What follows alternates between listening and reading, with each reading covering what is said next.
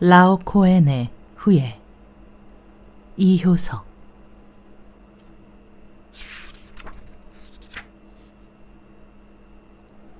무덥고 답답한 것은 오히려 참을 수 있다고 하더라도 몰려드는 파리 때야말로 역물이다. 편집 시간을 앞두고 수선스럽고 어지럽고 초조한 편집실의 오후를 파리 때는 제 세상인 듯 들끓고 있다. 얼굴과 손을 간지르다가는 목탄지 위에다 불결한 배설을 하고 날아가곤 한다. 주잡한 방안이 천재에 있을 환경이 못 되누나. 사파가 말하는 시간이 촉박하였음에도 그날 소설에 들어갈 사파를 아직도 그리지 못한 채 파리와의 싸움에 정신이 없다. 천재로 자처하는 그에게 휘답답한 편집실은 버릇없기 짝없는 곳이다. 천재를 괴롭히는 이놈의 추물, 이놈의 미물, 이놈의 속물. 파리채 밑에서 한 마리 두 마리 거꾸러져 책상 위에 볼 동안에 적은 시체의 무더기가 늘어간다. 마란히 중얼거리는 어투에는 비단 파리떼만을 가리키는 것이 아니라 은근히 편집실 안에 웅성거리는 천재 아닌 뭇 미물들을 조롱하는 마음도 있다. 국장을 비롯해 과장, 부장, 주임, 기자, 사무원, 급사 등 흡사 파리떼만큼이나 흔한 속물들도 마란의 비위에는 파리떼와 고를 데 없는 평범하고 용렬하고 하잘것없는 존재로밖에는 비치이지 않는다. 조물주는 무슨 까닭으로 이렇게도 흔한 미물들을 파리떼와 인간들을 만들었누. 이 흔한 미물들이 죄다 조물주의 똑같은 총애를 바랄 권리가 있단 말인가. 생각하다가 문득 어깨를 으쓱 솟구고 입술을 쫑긋 휘인 것은 그렇게 생각하는 자기 자신을 무엇인가 똑같은 한 사람의 미물이 아닌가, 미물인 까닭에 아직도 그날의 사파도 못 그리고 고민하고 있는 것이 아닌가 하고 깨달았기 때문이다. 그러나 이런 깨달음은 전혀 망상임을 뉘우치면서 자기와 주위와는 여전히 엄격하게 구별되어 있음을 그의 천재적인 직관과 자부심이 고집스럽게 주장했다. 사파를 못 그린 것은 천재적인 고민으로 말미암은 것이다. 무더운 기압 속에서 복기우면서 파리떼와 싸우며 초조와 번민 속에 사로잡혀 있음은 천재로 비약하려는 직전의 일순간이 아니던가. 무엇을 어떻게 그렸으면 좋을는지는 몰라 졸지에 막힌 것이 거의 1시간 동안이나 목탄지 위에 붓끝이 머무른 채 손가락이 탄식하고 흐트러진 머리카락 아래에서 두 눈이 형형이 빛났다.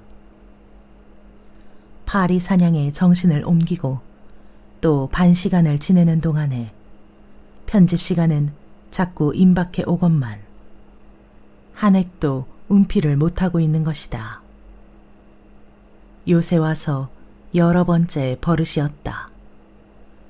꽉 막힌 답답한 창 안에서 답보하기 시작한 예술이 쉽사리 길을 찾지 못하고 그 안타까운 괴로움을 표현할 도리를 몰라 메마른 영감과 동기 속에서 뼈를 갈면서 꼬박꼬박 밤낮을 여의어온다. 화풀이나 하듯 파리채를 휘두르는 동안에 애꿎은 시체만 책상 위에 늘어가고 목탄지는 어느 때까지나 백지의 순결을 지키고 있을 즈음 힘차게 쳐든 파리채에 요번에는 커다란 미물이 걸렸다. 등 뒤로 돌아오던 급사가 파리채로 보기 좋게 면상을 얻어맞고 그 벼랑간의 봉변에 재수없다는 듯이 눈자위가 돌면서 퉁명스럽게 앞에 나타났다. 마 선생님 망령이신가요? 저까지 잡으시려고. 넌 파리보다 낫단 말이지. 빈정대는 한마디가 어린 마음을 노엽히고야 말았다. 급사는 정색하면서 자기 맡은 의무로 어른을 윽박으러 들었다. 딴소리 말고 얼른 그림이나 주세요. 몇이나 됐나 시계를 좀 쳐다보시고요. 소녀는 여러 해 동안의 신문사 생활로 편집 시간의 엄격하고 가혹함과 그것이 기사를 담당한 사람들의 마음을 얼마나 초조하게 봐주는가를 누구보다도 잘 터득하고 있었다. 자기가 던진 독촉의 한마디가 사모하는 화가의 가슴속에 준 효과를 마치 그의 멱살이나 잡은 듯이도 통쾌하게 여기면서 소녀는 더욱 짓거린다. 인쇄부에선 판을 다 짜놓고 지금은 선생의 사파만을 기다리는 중이에요. 소설은 있어도 그림이 가야죠. 창 빠진 것 같이 그 자리만 허옇게 해서 찍을 수도 없는 노릇이고 직공들의 사정도 좀 살피고 일분이 바쁘게 신문을 기다리는 수백만 독자의 심중도 생각해 주세야죠. 허옇게 해서 찍으렴. 너까지 날 귀찮게 구니? 신문이 내겐 원수고 시간이 내겐 지옥이다. 책을 베끼듯 그렇게 술술대는 그림이 아니야. 너도 파리도 신문도 내겐 죄다 원수야 원수. 제 괴로움을 못 이겨 마라는 기어코 화를 내버렸다. 의자에서 벌떡 일어서면서 파리채로 금시 급사를 후려갈길 신용이다. 급사는 그제서는 제 일이 바빠서 사정이나 하듯 겸양하면서 손을 모고 빌 지경이다. 그만하시고 어서 그려주세요. 붓을 들고 종이 위에다 단숨에 냉큼 그려주세요.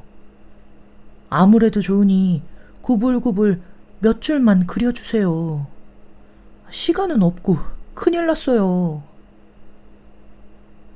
내겐 아무래도 좋아도 내겐 좋지 않어.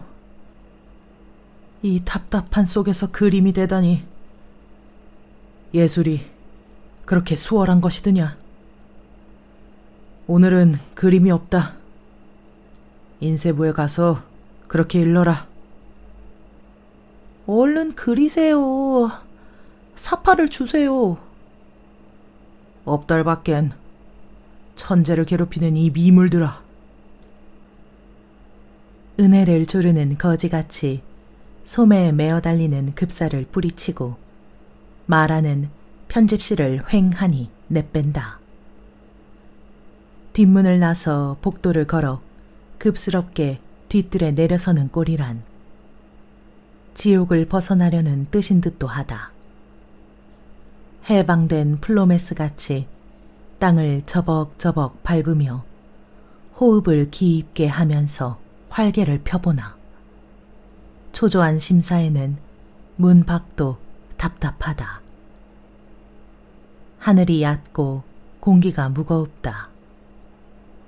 해를 머금은 검은 구름같이 속이 달고 화끈거린다.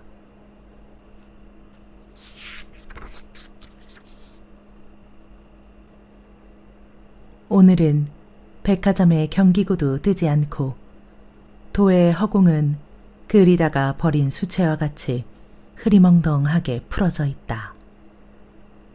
빛과 그림자의 구별을 가지지 못한 건축들은 아름다운 입체감을 잃어버리고 단조한 평면 속에서 표정도 감정도 없이 하품만 하고 있다.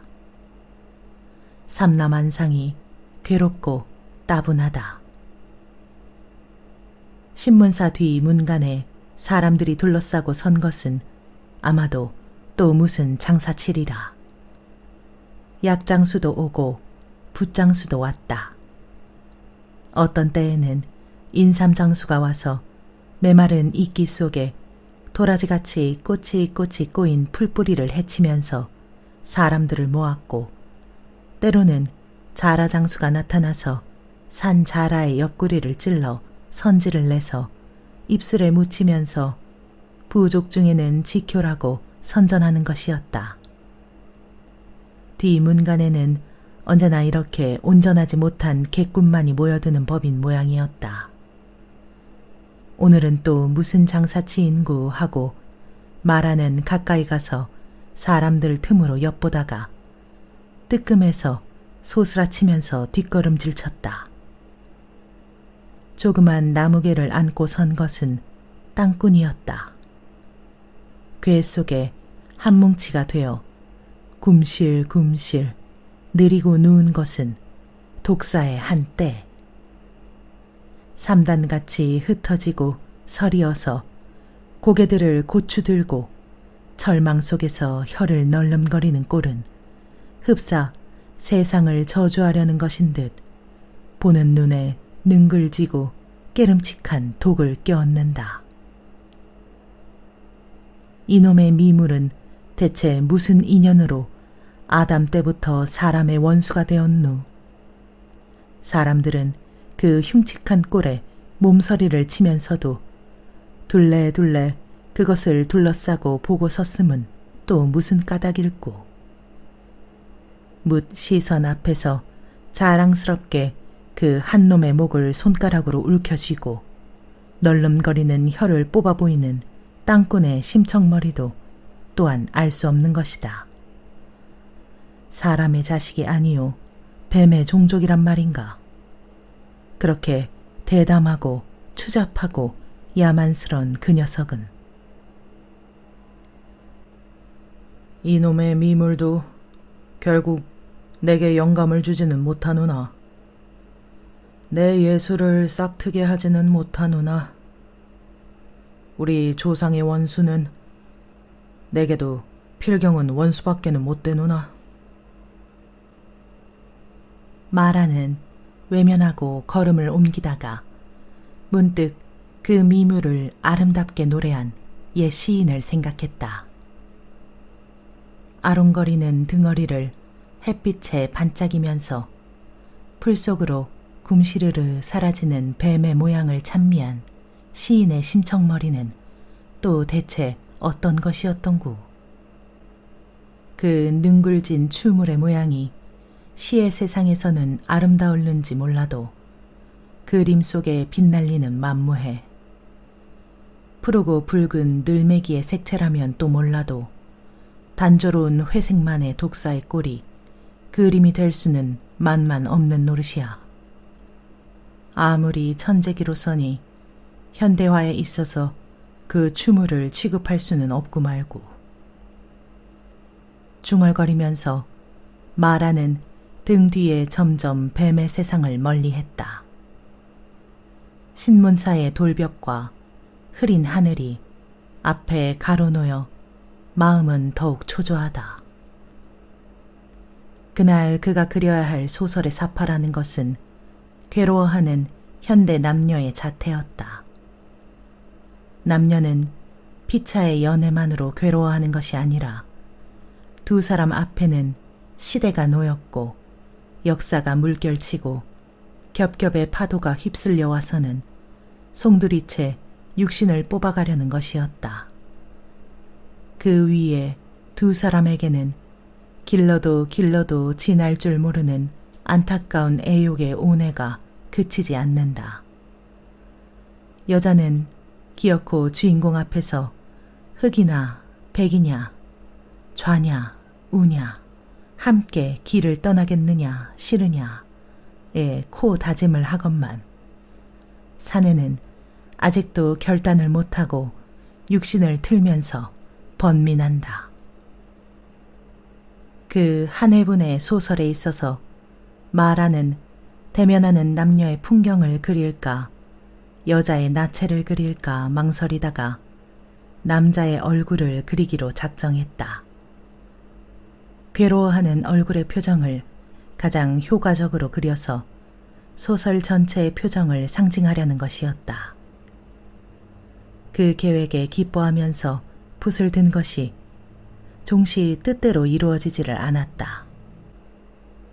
자기 자신도 필경은 주인공과 다름없는 현대인의 한 사람이요 괴로움도 같은 것이니 하고 거울을 놓고 자기의 얼굴을 그려보려고 애썼으나 도무지 운필의 동기가 서지를 않았다. 이마에 주름살을 그려보아도 어울리지 않고 찌그러진 볼의 선을 그어보아도 자연스럽지 못하고 다구지게 물고 있는 두 이를 보이려고 하니 그림으로서의 기품이 없어지면서 속되고 천해졌다. 이다지도 내게 천분이 없었던가. 지금까지의 자신은 다 어디로 갔는구 하고 반나절이 지나도록 사파 한 장을 이루지 못한 채 번민 속에서 바시랑거릴 뿐이었다. 무서운 날이었다.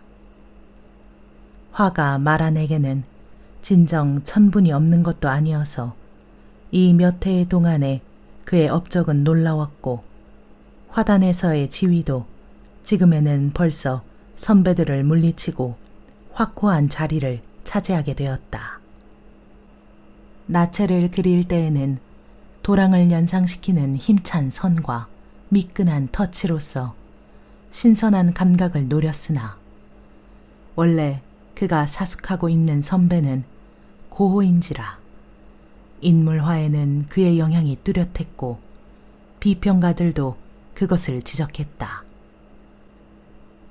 고호의 모방자라는 것이 자랑이면 자랑이었지 조금도 부끄러움이 안 되리만치 그는 이를 누구보다도 높게 평가하고 흠모해온다.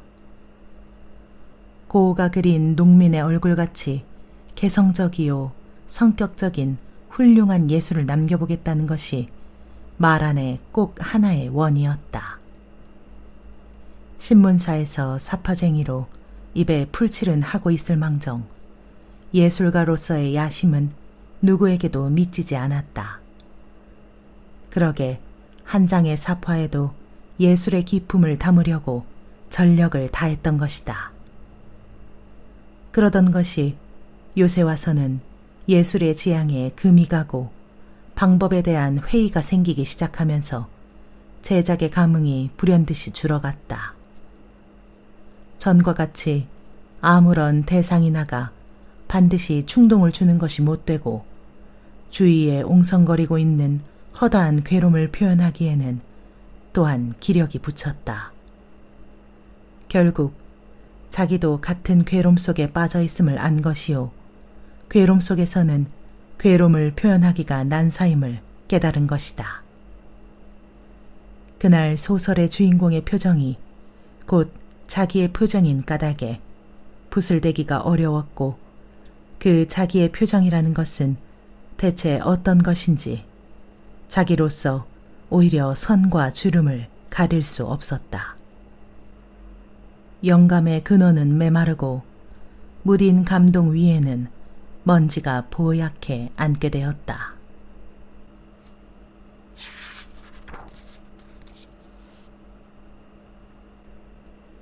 초조와 괴로움이 그날같이 큰 때는 없었다. 새로운 생명을 뱃속에 간직한 산모의 괴로움도 그러한 것일까. 피곤한 신경을 반나절을 부대끼다 나니 이제는 육신도 마음도 권태 속에 잠겨 객관을 바라보는 눈에는 광채가 없었다. 얕은 하늘을 바라보면서 두 손을 뒤통수에 깍지 끼니 재물에 입이 벌어지며 하품이 날 지경이다. 그까짓 뱀이 다 무어야 그따위 미물이 내 예술을 살린다.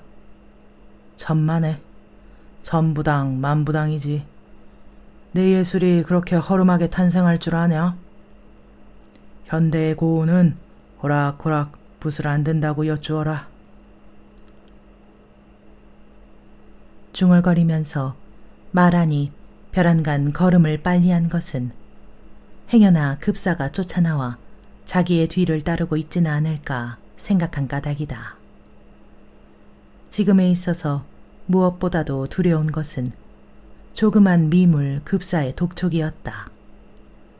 될 수만 있다면 그 하루를 그대로 살며시 급사의 독촉에서 편집의 의무에서 빠져서 모르는 곳에 숨어 있고 싶었다. 예수를 강인히 뺏으려는 자는 모두 악마로밖에는 보이지 않았다. 어흥 하면서 급사가 금시 뒷덜미를 치지는 않을까 겁을 먹으면서 돌아다 보지도 않고 휑하니 걸음을 빨리하는 꼴이 자기 스스로도 속으로는 가관으로 여겨졌다. 흡사 꿈속에서 아귀에게 쫓기우는 신용과도 같았던 까닭이다. 언제까지나 그렇게 쫓기어야 할 것인고. 으아! 벼랑간 들리는 날카로운 고함은 쫓아오는 급사의 아웅 소리는 아닌 모양이었다. 너무도 오독갑스런 외마디였던 까닭에 마라는 모르는 결에 문득 걸음을 멈추었다. 아이고! 두 번째 고함에 마음을 다구지게 먹었던 마란도 뒤를 안 돌아다보는 수가 없었다. 돌아다보고 안 놀라는 수도 없었다. 쫓아오는 줄로만 알았던 급사의 목소리는커녕 자태도 안 보이고 고함은 멀리 뱀을 둘러싸고 섰던 군중 속에서 난 것이었다. 아마도 비상한 일이 일어난 모양. 단정하게 섰던 사람의 테두리가 어지럽게 해트러졌고 그 속에서 독사의 괴짝을 떨어뜨린 땅꾼은 설설 뱀을 돌면서 기괴한 춤을 추는 것이다.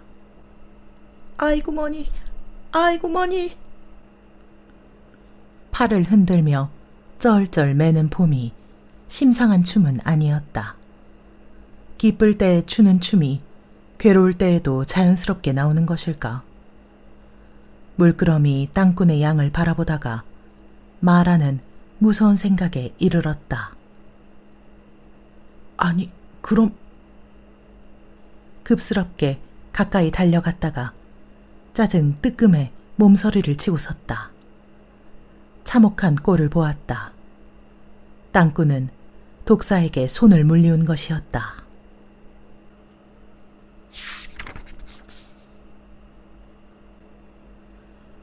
위태 하더니 독을 가진 물건은 어느 때나 사람을 해하고야 말어. 주인을 물다니 불측한 틈생 같으니. 사람들은 짓거리면서 땅꾼의 고민하는 양을 물끄러미들 바라볼 뿐 팔다리를 하나씩 거들어 그의 괴로움을 덜어주는 도리는 없었다.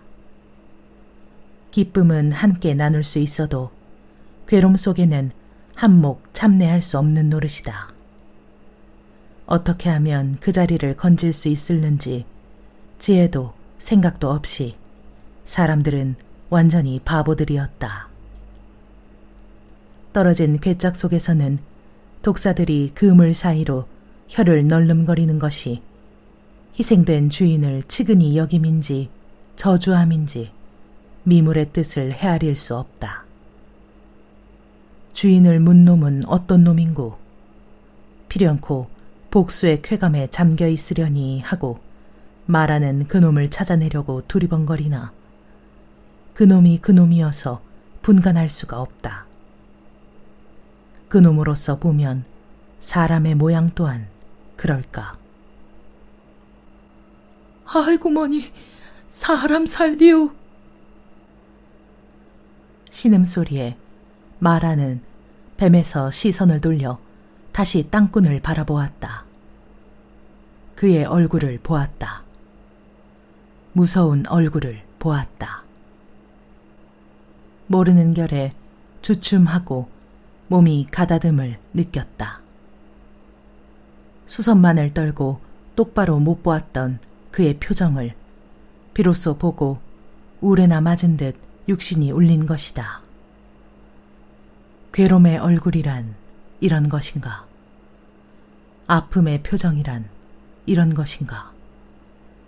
눈이 까지고 볼이 틀어지고 눈썹이 휘고 이가 갈리고 이것이 고통의 극치인 것인가? 이것이로구나. 꿈에서나 깨어난 듯이 마라는 호련히 깨달으면서 깊게 탄식했다. 위대한 새로운 발견이었다. 반생 동안에 처음 얻은 경험이요 받은 감동이었다. 바로 이것이로구나. 시저가 애굽을 정복했을 때 외쳤다는 왔다, 보았다, 이겼다의 감동도 그러한 것이었던지 참으로 이겼다는 고함과도 흡사했다. 놀람은 어느 결인지 기쁨과 만족으로 변했다. 반날 동안, 반생 동안 찾던 것을 이제 얻었구나. 비로소 내 예수를 얻었구나. 이것을 그리자. 이 얼굴을 그리자. 영감의 샘이 금시 하늘에서 그의 몸으로 옮아온 듯 두 눈이 형형이 빛나고 머리카락이 고추섰다. 흥분으로 말미암아 와들와들 떨리고 어깨가 실룩거려 육신의 중심을 잡을 수가 없다. 내리기 시작한 신장대 모양이다. 거울을 놓고 얼굴을 찡그려 보아도 얻지 못했던 괴롬의 영감을 땅꾼의 얼굴에서 찾았다. 이제야말로 운필의 동기를 확적히 잡았다. 초조와 괴롬은 흩어지고 만족과 법열이 얼굴에 서리어갔다. 오늘은 세상에서 제일 가는 사파를 그리리라. 일생일대 걸작을 그리리라. 라오코엔의 조각 이상의 예술을 만들이라. 발칙한 급사의 독촉을 그림으로 물리치리라. 거만한 편집장의 입을 놀람으로 막아버리리라. 손에는 어느 결인지 사생첩이 들려 있었고 새로운 페이지 위에 땅꾼의 얼굴이 한 획, 두 획, 윤곽을 이루어갔다. 트로이의 라오코에는 적군의 흉계를 간파한 까닭에 뱀에게 물렸건만 땅꾼은 뱀을 팔려다가 뱀에게 물렸다. 수천 년 전의 괴롬이 오늘에 재생되어 마란의 예술을 도울 줄 네 알았으랴. 마란의 그림이 라오코엔 군상의 조각에 못 미치리라고 누가 말하랴. 이제서야 내 거울 속을 똑바로 보았구나. 소설의 주인공의 표정을, 내 표정을 똑바로 보았구나. 땅꾼이여, 라오코엔의 후손이여, 잠시 내 모델이 되라. 내 그대의 괴롬을 후세에 전하리니 나를 믿으라.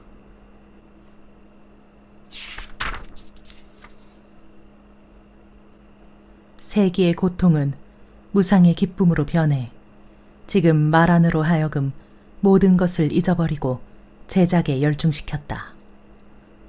사람들도 비로소 영문을 알고 마란에게로 주의를 보내왔고 땅꾼도 그의 열정에 감동되어 잠시 몸을 움직이지 않고 정숙하게 그를 향하는 것이었다. 요번에야말로 짜장 그림 독촉을 나왔던 급사도 말을 잇고 그의 옆에 우두커니 서 있었다. 모든 것이 일순 걸작의 탄생을 위해 엄숙한 침묵을 지키고 있는 것이었다.